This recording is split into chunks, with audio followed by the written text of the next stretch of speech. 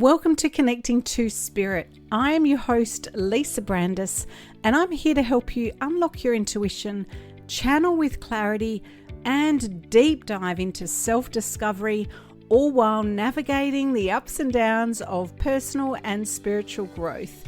If you're ready to say goodbye to self-doubt, embrace your unique gifts, and connect with a supportive community on the same journey, then you're in the right place. Whether you're just starting out or you've been walking this path for years, this podcast is here to guide you, support you, and inspire you every step of the way. So grab a cozy spot, settle in, and let's dive into some empowering insights together. I'm so excited to be here with you today. In one of my most popular episodes, I explored the basics of channeling, what it is, why it's powerful, and how you can begin. If you haven't listened to that episode yet, I'm going to suggest you go back because today we are diving even deeper. We're going to be talking about something that every single one of my students, and yes, myself too, has had to face on this path. Fear, resistance, and the art of surrender. And I'm also going to share two very real stories with you. One from my student Kylie, who had to overcome her fear of the non-physical world, and one from my own journey through burnout, where spirit reminded me what unconditional love really looks like. Both stories show us the same truth. Surrender isn't weakness. It's the gateway to trust, intuition, and connection with spirit.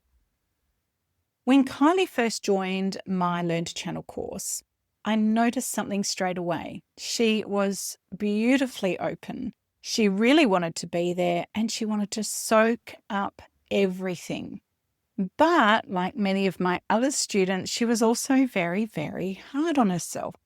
She'd been through some personal difficulties before joining, so she was looking not just for learning, but for healing. She wanted inspiration. She wanted something that she could feel passionate about. But alongside that desire was resistance and a little bit of fear of the non-physical world.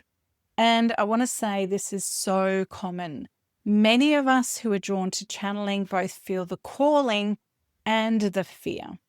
So for Kylie, the turning point for her came when she shared in our Zoom group about seeing a snake when she tried to connect with spirit. And she told me she was terrified. Snakes were one of her personal fears. So what happened? The group held her in absolute love and they were in awe of her courage. They offered her nothing but support, and I know many of them were feeling the same way. I explained that often the images we see can represent our fears and that the snake wasn't there to harm her. It was actually a symbol of the fear itself. And when we face those fears, we stop running from them and they simply dissolve. I shared with the group and Kylie one of my own shamanic meditation experiences I had a few years back where a massive snake came and faced me, and I literally had this fear come through my body and I felt like it was going to kill me. But what it did, I kind of thought it was going to swallow me whole. But I just stood there going, well, there's nothing I could do. It's bigger than me. It was so big. It was like the size of a house coming at me and I felt like this tiny little human. So what could I do? Really, I could try fighting the snake, but it kind of reminded me a little bit of the Harry Potter snake. Anyway, do you know what I did? Nothing. I basically stayed in that guided meditation in the space, and instead of destroying me, it opened its big fangs and its big mouth and swallowed me up and spat me out into the universe. And in that moment taught me that fear really is false evidence appearing real. So by sharing that story, which is a lot of how I teach, something shifted for Kylie that day. She realized that her fear wasn't worth feeding. So she simply put it down. And instead of striving, taking my advice, she moved into a state of curiosity. Now, curiosity is the secret key to opening the door to channel. Why? Because curiosity has no expectation. It puts us in a learning state and an allowing state, which is what needs to happen for us to receive guidance. And in that space, Kylie received her first profound message. She described it as if a door had opened. And once she had that first experience, it just simply became easier and easier. And her intuition came through way more often. She has grown with confidence over the years and trusted more and more. And later in her everyday life, something extraordinary happened. So Kylie was at a horse property when a horse got startled and began galloping wildly around the space. There were people around. Everyone was terrified. Horses are huge animals, and when they're in fear, they can be very dangerous. But Kylie walked straight up to that horse. She placed her hands on it. She was a Reiki master and connected with absolute love.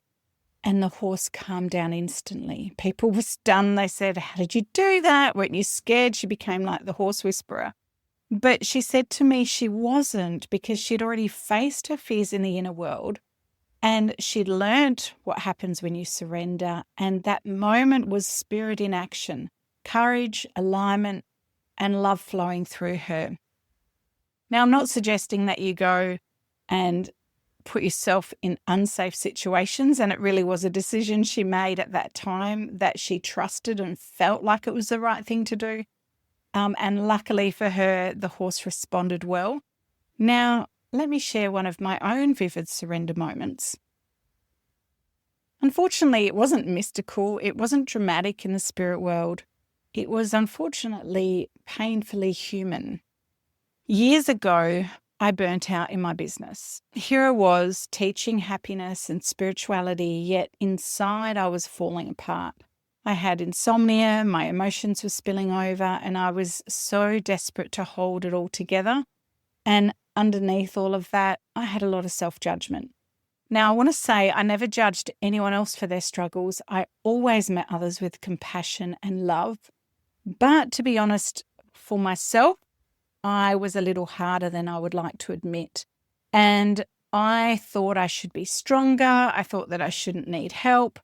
And one day, after a frantic phone call with my accountant, she actually said to me on the phone, "Lisa, you need to hang up the phone, drive to your mother's house and ask her for help," because I was catastrophizing on the phone to her.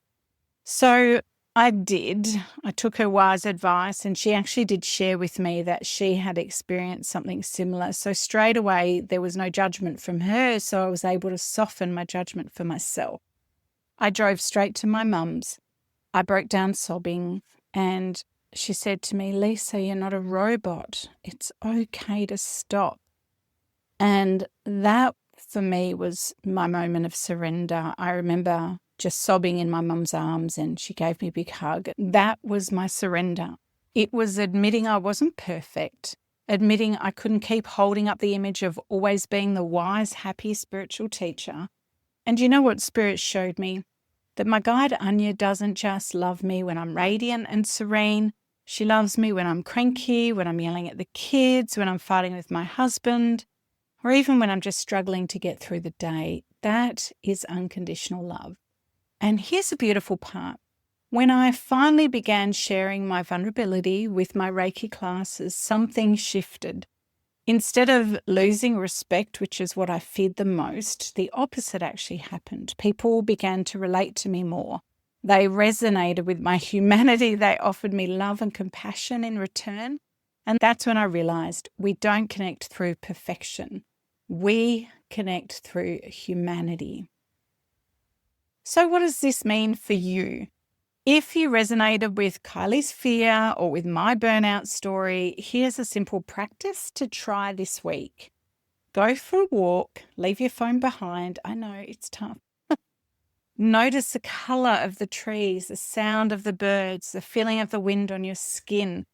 That presence, that grounded awareness is the foundation for channeling, because spirit speaks in the here and now, not in the frantic noise of the mind. And you might be wondering, how do you tell the difference between surrendering and giving up? Here's how I see it. Giving up feels heavy, hopeless, full of despair. Surrender feels like relief. It's like opening a window and letting the light rush in. It feels like love moving towards you, whether it's spirit, your guides, or a friend, or in my case, your mother giving you a hug and saying it's all going to be okay. Surrender opens a door for life, for spirit, for love, and it always comes. So as you move through your own journey, remember this: surrender isn't the end, it's the beginning. It's a doorway to trust, to courage, and to connection with spirit. And if you'd like to take these practices deeper, to meet your own guides and learn in a safe, supportive way, I'd love to welcome you into my Connecting to Spirit Bootcamp. You'll find the links in the show notes. Thanks so much for sharing this time with me today. Keep trusting, keep surrendering, and keep remembering you don't have to do it all alone. Spirit is with you every step of the way.